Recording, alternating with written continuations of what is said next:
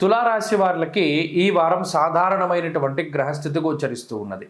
అర్ధాష్టమ రవి యొక్క స్థితి, అలాగే షష్ఠ స్థానమందు శుక్రుడు ఈ రాశి వారిని ప్రధానంగా ఇబ్బంది పెట్టేటువంటి గ్రహాలు.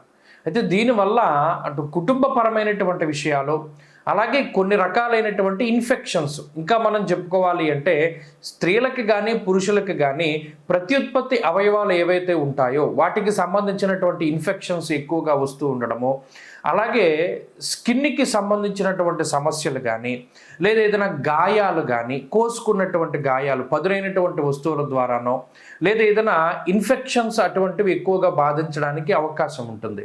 ఇది భృగు షట్కము అనేటువంటి దోషము వల్ల, అలాగే ఆత్మకారకుడైనటువంటి రవి అర్ధాష్టమ స్థానమందు ఉండడం, దీనివల్ల ఏమవుతుంది, ప్రతి చిన్నదానికి కూడా భయం వేస్తూ ఉంటుంది.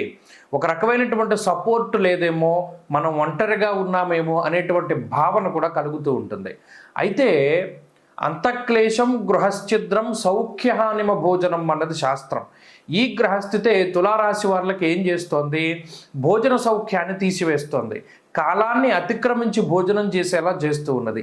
అధికమైనటువంటి శారీరక శ్రమ, అలాగే ఎక్కువగా పని వేళల్లోనే గడుపుతూ ఉండడం, అంటే మీకంటూ మీరు సమయాన్ని వెచ్చించుకోలేక, లేదా మీ కుటుంబానికై మీరు సమయాన్ని వెచ్చించుకోలేకపోవడం ఇత్యాది అంశాలు కొంత మానసికంగా బాధిస్తూ ఉంటాయి.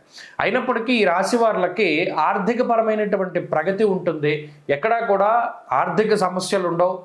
అలాగే ఈ రాశివారు ఏదైతే అనుకుంటారో వాటన్నిటిని కూడా సాధించగలుగుతారు. ప్రత్యేకించి కుటుంబ సభ్యుల యొక్క సహకారం ఉంటుంది. ఏదైనా ఒక విషయం చెప్తే అర్థం చేసుకునేటువంటి వారు ఉంటారు, లేదా సహాయం చేసేటువంటి వారు ఉంటారు.